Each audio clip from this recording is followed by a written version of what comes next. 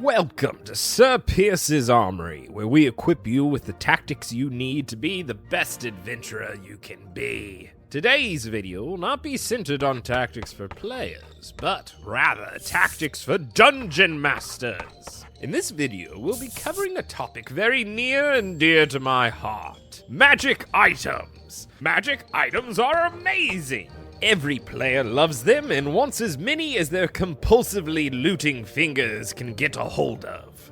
But as a DM, it's important to know the appropriate balance when it comes to giving them to your party in order to keep the game fun, but still challenging. This video is the first in a series talking about various magic items, both by type and rarity, within the 5th edition of Dungeons & Dragons. Today we will simply be giving an overview on the subject, touching on several useful tactics you as a DM can employ in your game. Our first tactic regarding magic items may seem rather obvious, but surely cannot be stressed enough, and that's give your players magic items. Don't be afraid of them, they're great! Unless your specific campaign calls for a low magic setting, magic items should be recognized as a fundamental element of the game, and should be implemented as such.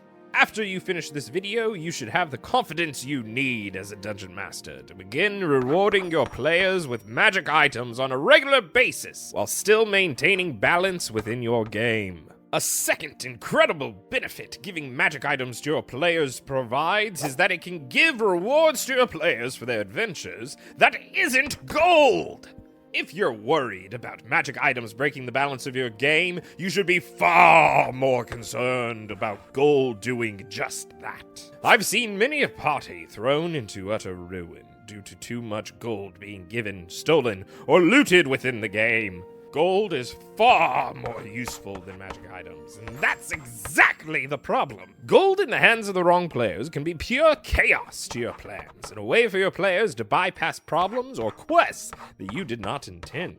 As a final point regarding detestable gold, often the number one thing your players are going to want to buy is magic items. But they're going to want to buy all of the magic items very specific character builds and guides suggest they get to maximize their effectiveness within the game. Guides similar to those I will be releasing later in this same series. But I'm not on the player's side right now. Oh no, I'm on your side. And we want the players to get the magic items we choose, instead of spending their copious amounts of gold on whatever gives them the most optimal benefits on the battlefield.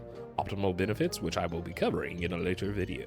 Which leads us to our next tactic: focus on non-combat items. I know this may sound a bit hypocritical coming from me, but there are so many amazing magic items that can provide true practical use to your party that aren't magic weapons or wands. So, when it comes to thinking of some magical items to reward your party, first consider ones that are not combat-oriented. Be forewarned! No matter what you give your party, 9 times out of 10, they will still try to use it within combat anyway. Do your own research, but some great iconic choices are a bag of holding, boots of elven kind, or an immovable rod. And look for our video with a full list of great uncommon magic items that won't break your game coming soon. Our next tactic is know your players and their classes. When it comes to awarding magic items, rarely do it randomly. Give specific items to specific players that you know will work well with their specific class and playstyle. And use this to your advantage.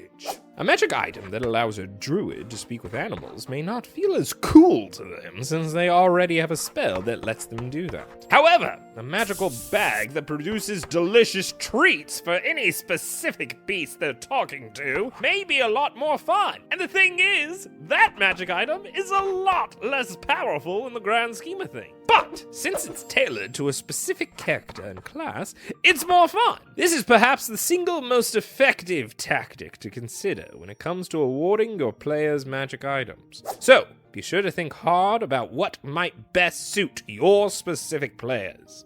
Next tactic: balance consumable magic items with permanent magical items. items. There are a large variety of both consumable and permanent magic items within the official rules of 5th edition, and many, many more that have been homebrewed by third-party creators. And if you're interested in tactics for homebrewing your own magic items, stay tuned for that video coming later in this series. Consumable items, meaning ones that get expended or destroyed upon use, are a great resource to a dungeon master.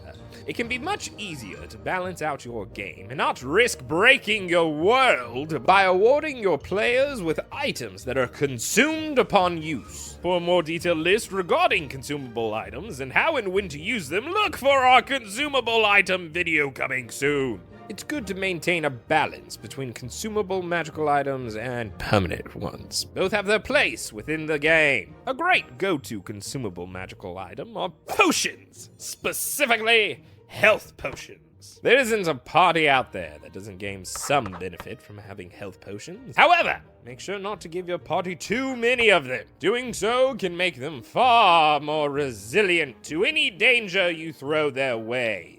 Always remember, when it comes to any magic items, especially consumables, you control the supply and demand within your game. Even if your players have 10,000 gold to spend, because you failed to follow my earlier advice, doesn't mean that the market in this city has 10,000 gold worth of health potions. They may only have 2 or 3 on hand. Maybe there's a shortage because of an ongoing war, or the supply of necessary ingredients has been waylaid. Or you don't give them a reason because you're the DM. It's your world, they're just living in it.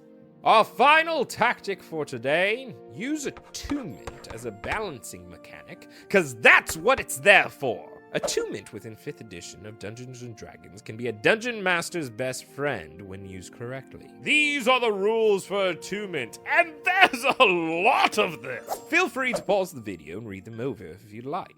The basic gist is that a player, outside of some specific exceptions, can only be attuned to 3 magic items at a time, which is why many of the more powerful magic items within the game require attunement, because it naturally prevents a single player from hoarding too many, like the great dragons of old. Be aware though, 3 magic items can still be a lot, so still proceed with caution even when providing magic items that require attunement. Attunement also almost always requires a short rest to achieve, which is a good limitation to prevent players from swapping one of their attuned magic items for another within combat. All official 5th edition magic items will tell you if they require attunement, so be sure to take this into consideration when awarding them to your players. Thus concludes our magic item overview. Be on the lookout for more videos in this series covering more specific magic item topics soon. But for now, this magic item needs a rest. Until next time,